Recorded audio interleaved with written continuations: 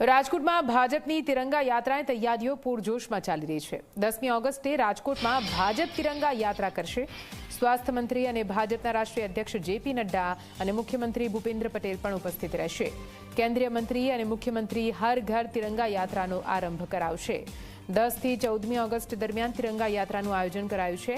રાજકોટમાં બહુમાળી ચોકથી મહાત્મા ગાંધીના સ્ટેચ્યુ સુધી યાત્રાનું આયોજન કરવામાં આવ્યું છે। આ યાત્રામાં વિવિધ સંસ્થાઓ, શાળા, કોલેજ, યુનિવર્સિટીના વિદ્યાર્થીઓ અને સ્થાનિકો પણ જોડાશે।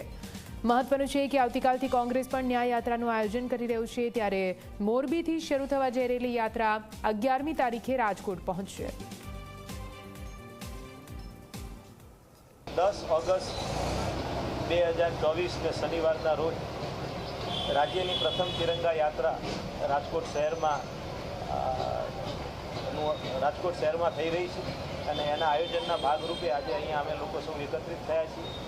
આપ જાણો છો એ રીતે આપણે આ બહુમાળી ભવનનો જે ચોક વિસ્તાર છે ત્યાં આગળથી તિરંગા યાત્રાનું આપણે પ્રસ્થાન કરાવીશું।